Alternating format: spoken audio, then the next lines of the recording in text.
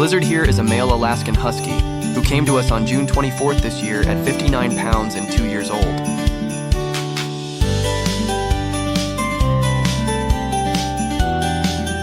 As you can see, Blizzard is surprisingly calm for his breed and is actually a very chill kind of buddy.